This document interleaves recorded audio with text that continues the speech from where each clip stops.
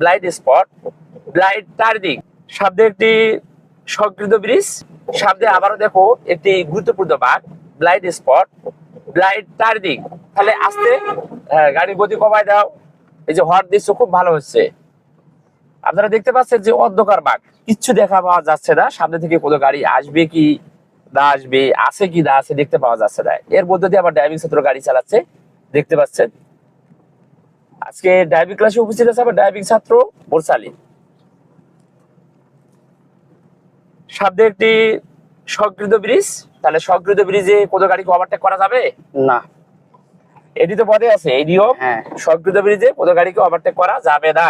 তাহলে কিছু কিছু জায়গায় আছে একজন ড্রাইভার গাড়ি চালাবে কিন্তু কোনো গাড়িকে ওভারটেক করা যাবে না। কিছু জায়গায়, যেই জায়গাগুলি সেনসিটিভ জায়গা, ঝুঁকিপূর্ণ জায়গা, সেগুলো জায়গায় কোনোভাবে কোনো গাড়িকে ওভারটেক করা যাবে না।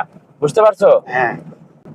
একজন নতুন ড্রাইভার অথবা ড্রাইভিং ছাত্র, সে ড্রাইভিং শিখছে, তাকে পারফেক্ট ভাবে গাড়ি চালাতে শিখতে হবে। সংকীর্ণ রাস্তায় সে যদি নিজের কনফিডেন্স অনুযায়ী সে যদি গাড়ি চালাইতে পারে, সে যদি কোনো ধরনের যদি ভয় যদি না পায়, নার্ভাস ফিল যদি অনুভব যদি না দিতে হয়, ড্রাইভিং সিটে বসবে, সে সচেতন ভাবে সাবধানে গাড়ি চালাবে, সে একটুও নার্ভাস ফিল অনুভব করে গাড়ি চালাবে না, সে কোনো ভয় পাবে না, তার অভিজ্ঞতায় সে গাড়ি চালাবে। একজন ড্রাইভিং ছাত্র আগামী দিনে কোথাও গিয়ে চাকরি করতে পারবে নতুন ড্রাইভার।